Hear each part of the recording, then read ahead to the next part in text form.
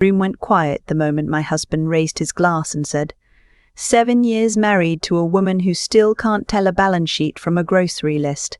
He laughed. His colleagues laughed. His mother smiled into her wine. I sat at the far end of the table with my hands folded in my lap and thought, good, let them laugh. I had been waiting for exactly this moment. Let me back up, because the dinner, the one at the Riverside Grill in downtown Ottawa, the one my husband had booked 6 weeks in advance under the pretense of celebrating our anniversary, was not where the story begins. The story begins 7 years earlier in a university library in Kingston, where a second-year music education student named me met a third-year business student who had an easy smile and a way of making you feel like the most interesting person in the room. I was 24. He was 26. I thought I had found someone who genuinely admired the way I moved through the world. I want to be precise about that word, admired, because for a while I think he did. He came to my recitals. He told his friends I was brilliant in a completely different way, which I would only later understand meant he didn't think my kind of brilliant counted. He proposed at Reddow Hall on an October afternoon when the maples were turning, and I said yes with my whole heart. We married the following spring. I finished my master's in music education. He joined his uncle's commercial real estate firm and began building what he called, with complete sincerity, a legacy. The first time I understood that something had shifted was about 18 months into our marriage. We were at a dinner party at his colleague's home in Rockcliffe Park, the kind of house with a wine cellar and a separate room just for coats, and someone asked me what I did. I said I taught music at an Ottawa secondary school, that I also ran the board's gifted arts program, and that I was developing a curriculum framework for early music integration. His colleague nodded politely. My husband said with a small laugh, "She's modest. She babysits teenagers and writes lesson plans." I smiled. I picked up my wine glass. I filed it away. That was how it worked with me. I didn't make scenes. I didn't cry in the car on the way home. I paid attention and I waited, and I kept a mental folder that grew heavier with every passing month. The real estate firm had started doing well. Very well. My husband was not the owner. His uncle held that position, but he was the one closing deals, schmoozing investors, arranging the kind of private financing structures that made me curious in a quiet, persistent way. I'm not a financial person by training, but I am a researcher. 18 years of academic music analysis teaches you how to follow a thread, how to notice when a phrase doesn't resolve the way it should, how to sit with discomfort until the pattern reveals itself. The pattern revealed itself slowly, then all at once. It started with a tax refund that surprised me. We filed jointly. That year we received a refund that was much larger than I expected, given what I understood our income to be. When I asked my husband about it, he waved his hand and said the firm's accountant had found some efficiencies. I nodded. I made a note. The second thread appeared about a year later, when I was looking for our home insurance documents in his home office and found a binder labelled simply Holding. Inside were incorporation papers for a numbered company I had never heard of, a company in which I appeared, on paper, to be a 50% shareholder. I had never signed anything. I had never been asked. I photographed every page with my phone, put the binder back exactly as I found it, and went to make tea. The third thread I am not ready to describe in full because it involved someone I once considered a close friend, someone who had stood beside me at my wedding, and that particular wound still has some tenderness to it. What I will say is that I found a series of messages left open on a shared laptop, as though the universe had decided I had waited long enough, that made clear the nature of her relationship with my husband, and also made clear that she knew about the numbered company, that she had been present at certain meetings, and that she referred to me, in those messages, as the music teacher who doesn't ask questions. She was not wrong that I didn't ask questions. She was very wrong about why. I spent the next 14 months doing what I have always done well, research. I read Canada Revenue Agency guidance documents about corporate structures and beneficial ownership. I found a family law lawyer, a woman recommended to me by a colleague whose own divorce had been complicated by business assets, and I met with her several times, always paying in cash from my own small savings account, always during school hours when my absence was unremarkable. I found a CRA whistleblower information line, and I learned what it required. I assembled a binder of my own, methodical and cross-referenced, the way you'd organize a dissertation. The most important thing I did in those 14 months was nothing. I continued making dinner. I attended firm events and smiled at his colleagues. I bought my husband a birthday gift. I taught my students Beethoven and Joni Mitchell and the way tension resolves into release if you're patient enough to let it build. The anniversary dinner was his idea. 7 years.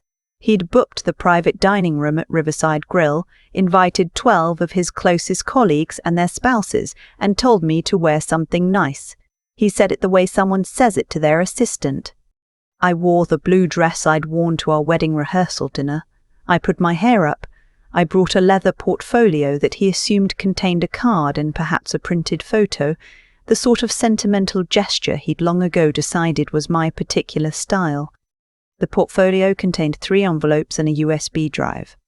We arrived. The room was warm and loud in the way of people who are comfortable with their own success. There was a beautiful spread, Quebec cheeses, Atlantic salmon, the kind of wine that costs more than my monthly parking. My husband was expansive and generous and held court at the head of the table the way he always did when he felt most himself. The toast happened around the 40-minute mark, just after the main course was cleared. He stood, he clinked his glass, he thanked everyone for coming to celebrate, then he turned to me, and the smile he gave me was the one I'd seen 100 times, the one that said, "You are a prop in this story I'm telling." And he said it. The balance sheet comment. The grocery list line. A few people laughed, a few looked at their plates. His mother refilled her wine glass. I didn't react. I waited until the laughter settled. Then I picked up my portfolio, opened it, and slid the first envelope down the table toward him. "Anniversary gift," I said. He picked it up with the confidence of someone who has never been surprised by his wife. He opened it. Inside was a single printed page, a summary of the numbered company, its incorporation documents, a list of transactions made using that company in the past 3 years, and a copy of the shareholder paperwork bearing what was supposed to be my signature, a signature I had never provided. The room was quiet in the way rooms go quiet when the temperature changes. "What is this?" he said. Not a question, a different kind of statement. "It's a corporate structure," I said. "You're welcome to explain it to your colleagues. Several of them have business degrees. I'm sure they'll find it interesting." He set the page down. He looked at me. I have been looked at by that man in many ways over 7 years, with warmth, with irritation, with boredom, but I had never seen the specific expression he wore in that moment.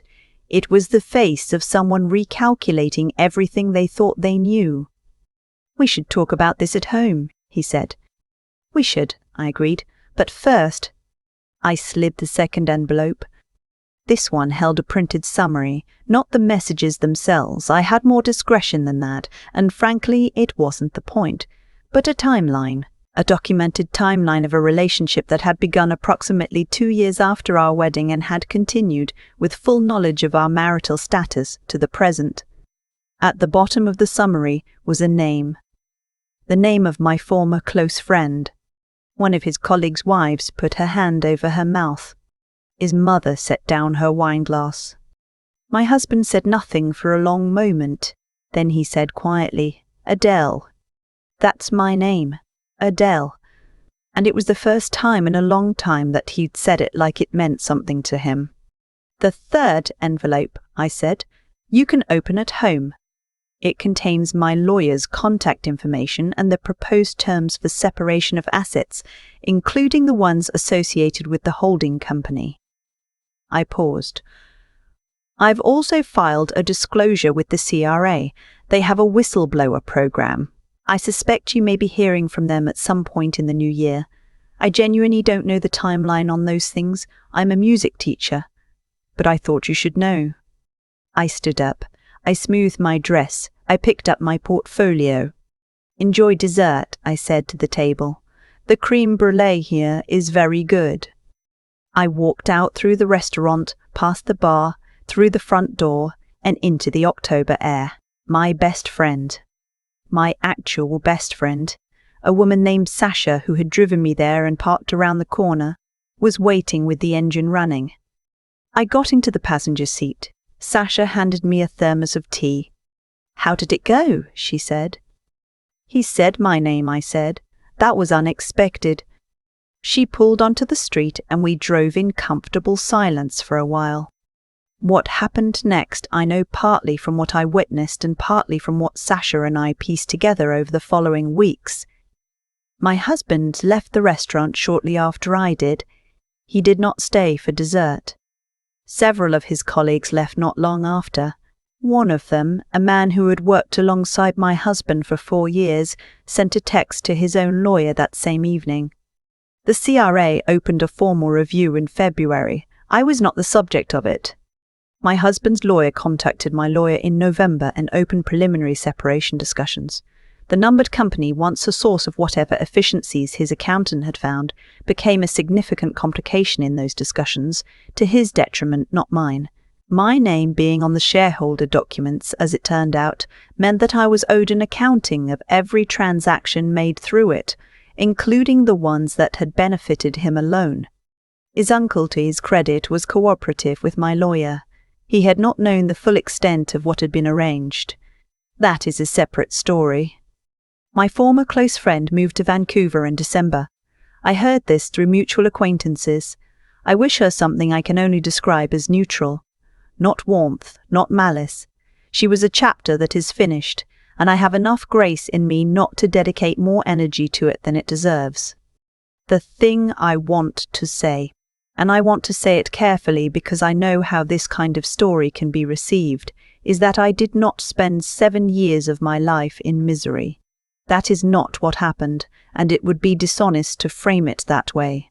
I spent 7 years in a marriage that slowly, quietly, revealed itself to be something other than what it had promised to be. There were good years in there. There were mornings I still think about with something like fondness. There were ordinary kindnesses. But there was also a version of me that he had decided on very early and then refused to revise. The wife who didn't ask questions. The music teacher. The woman who wore nice dresses to dinners and smiled and didn't know what a balance sheet was. He had built his whole strategy around that version of me. The mistake he made was never once checking whether it was accurate. I'm back in front of a classroom now. Different school. I took a position in Kanata that had been open for a while, closer to where I've rented a small house while everything finalizes. The commute is easy. The students are noisy and wonderful and completely uninterested in corporate real estate structures, which I find refreshing. I'm also working on something I set aside a long time ago. My doctoral dissertation was half written when we married, and I made the very common choice of setting it down to support his career while it was accelerating.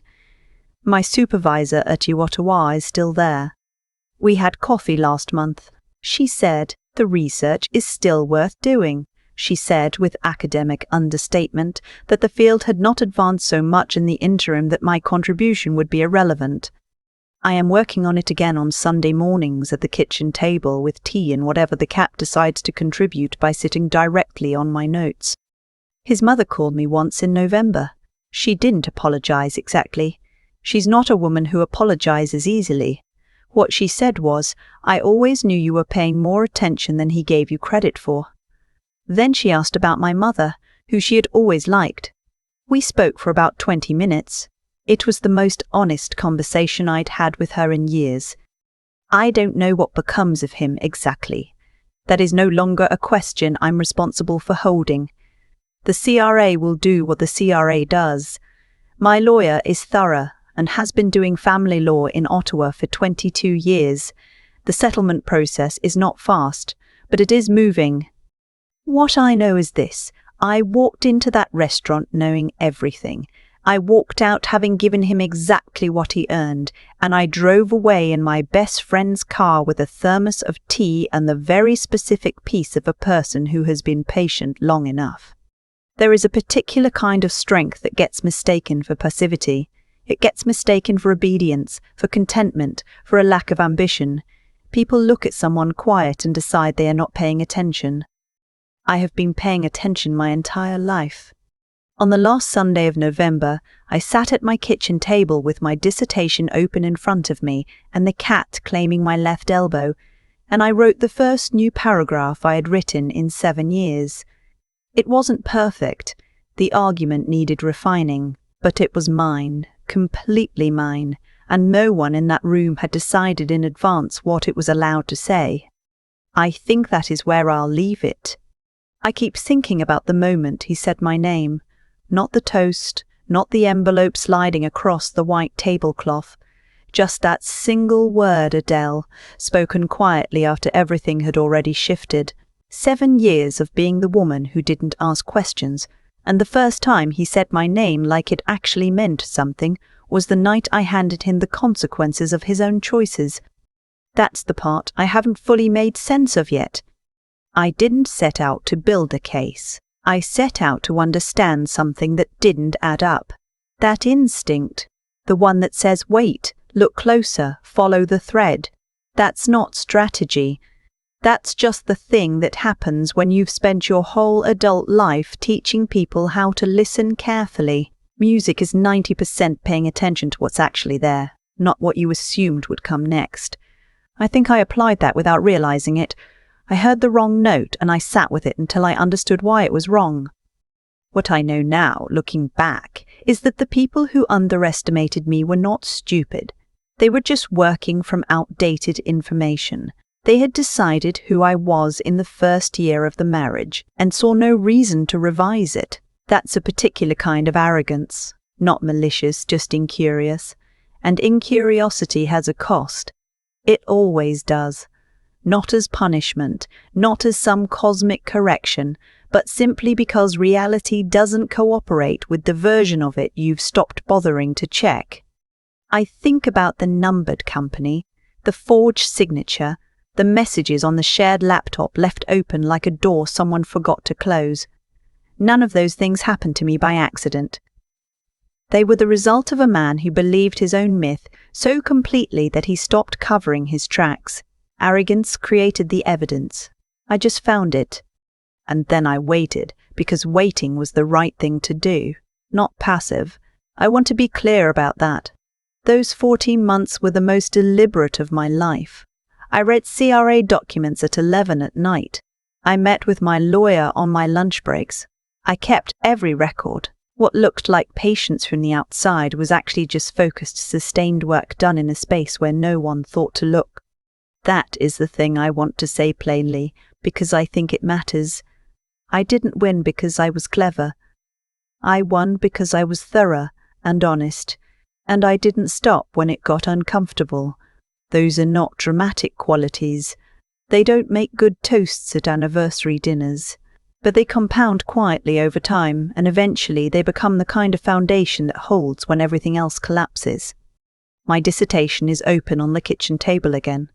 The cat is on my notes again. It is an ordinary Sunday morning, and I am doing the work I set aside for 7 years, and it is mine in a way that nothing else has ever been.